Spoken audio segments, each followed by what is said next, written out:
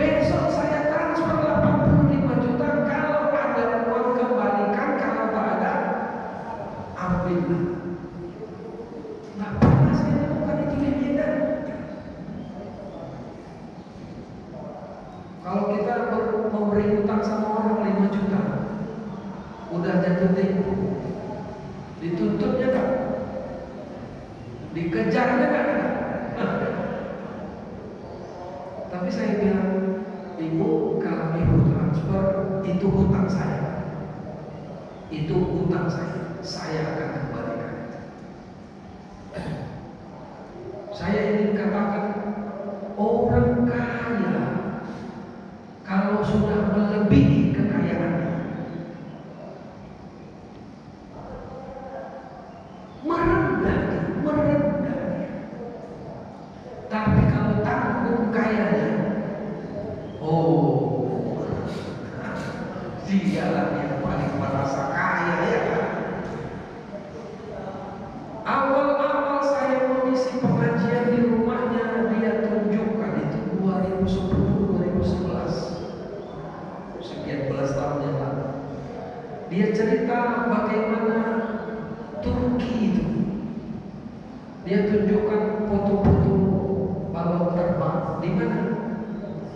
Kapadokia. Begitu saya lihat ada balon terbang di Kapadokia, lalu saya bilang, Tuhan, izinkan aku ke sana. Izinkan aku ke sana. Saya terinspirasi berangkat ke Turki tahun lalu itu karena melihat dia dan keluarga naik balon terbang.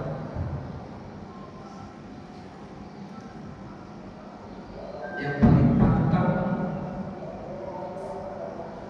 bagi ustaz-ustaz di Jakarta itu, saya diingatkan oleh senior saya, jangan pernah begini di hadapan orang kaya. Jangan pernah. Tolak. Orang yang lemah jiwanya itu tangannya di bawah, tapi orang yang kuat jiwanya tangannya di atas. Orang yang berkorban itu tangannya di mana? Di atas. Di atas tangannya. Al-yadul ulya khairun min yadis sufla. Tangan di atas itu lebih baik daripada tangan di bawah. Di sini masih ada yang belum berkorban. Kenapa? Tidak sadarkah bahwa nikmat Allah sudah begitu banyak? Tidak usah dikaji nikmat yang lain. Nikmat hidup saja itu sudah tidak bisa kita hitung betapa besarnya, betapa banyak nikmat hidup saja. Hanya dengan kehidupan itulah kita mendapatkan segalanya. Hanya dengan satu nikmat saja. Kalau ada orang yang mengatakan bahwa nikmat terbesar itu iman, tanya sama dia. Kalau orang itu tidak hidup, iman itu berguna nggak sama dia? Kalau orang itu tidak hidup, Islam itu berguna nggak sama dia? Enggak ada gunanya. Maka inna a'tainaka al-kautsar. Para ulama menerjemahkan al-kautsar itu ada dua. Yang pertama itu nikmat besar, nikmat tak terhingga, nikmat yang berlimpah. Yang kedua, al-kautsar itu diterjemahkan sebagai al-haud, sumur perigi. Al-kautsar miliknya Rasulullah SAW. Kapan? Nanti di akhirat. Dalam hadis dikatakan, siapapun yang meminum air itu maka dia akan hidup selamanya. Maka para ulama tasawuf menerjemahkan al-kautsar itu sebagai air kehidupan.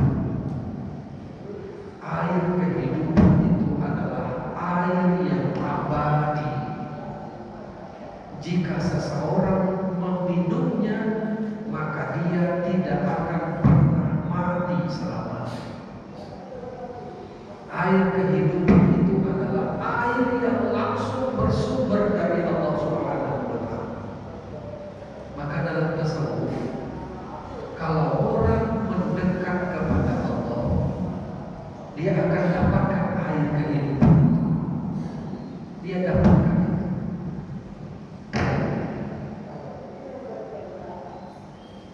Al-Kautsar itu bukan hanya bermakna nikmat yang besar, tapi juga bermakna air kehidupan yang membuat kita kekal selamanya. Dan itu adalah hadiah besar dari Allah Subhanahu wa Ta'ala. Jadi pertanyaannya, mengapa kita harus berkorban? Kita sudah dapat jawabannya.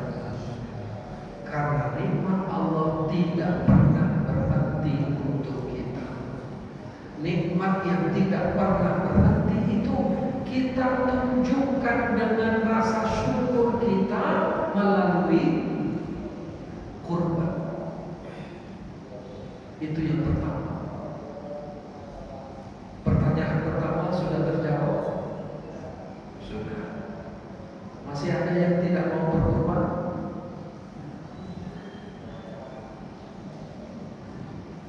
Yang kedua,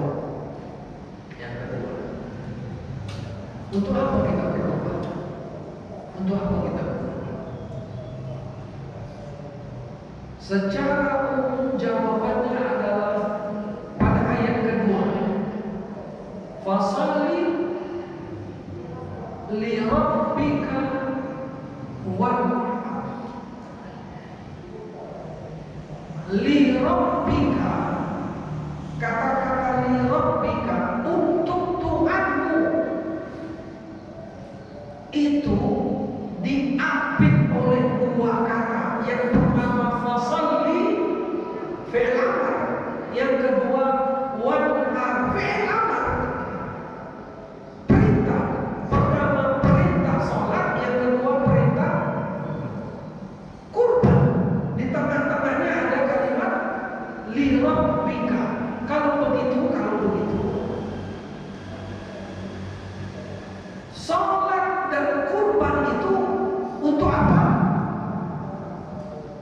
Untuk mendekat kepada Allah, taqarrub kepada Allah. Bukan yang lain. Jadi apa tujuan kurban? Untuk mendekatkan diri kepada Allah. Kenapa harus mendekatkan diri? Kenapa harus mendekatkan diri? Karena kita sering menjauh dari Allah. Karena kita sering melakukan perbuatan-perbuatan yang membuat kita jauh dari Allah. Begini, dalam tasawuf, semua orang yang dekat kepada Allah pasti dia bahagia.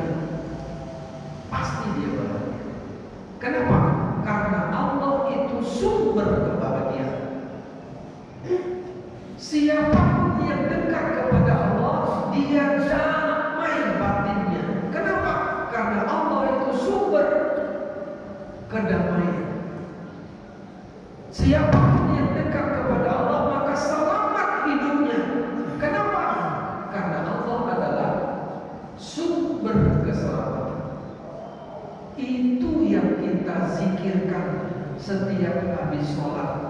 Allahumma antas salam. Ya Allah, Engkaulah sumber keselamatan.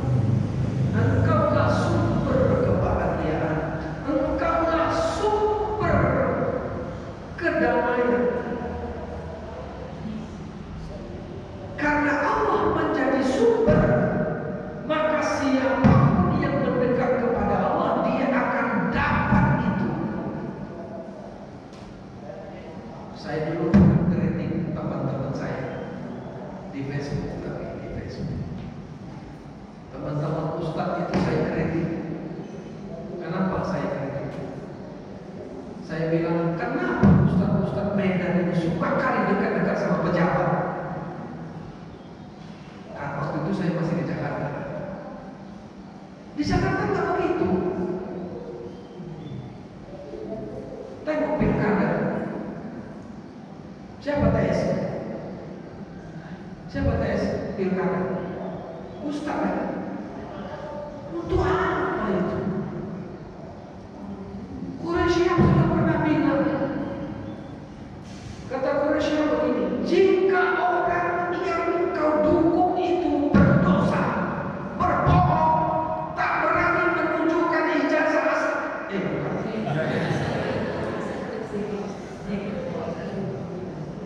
Kalau dia berdosa, kalau dia zalim, maka TS-nya juga kena dosa. Kena lah. Jadi ustaz-ustaz itu berdosa. Kenapa dia mendukung orang zalim? Tak berani saya kritik langsung. Memang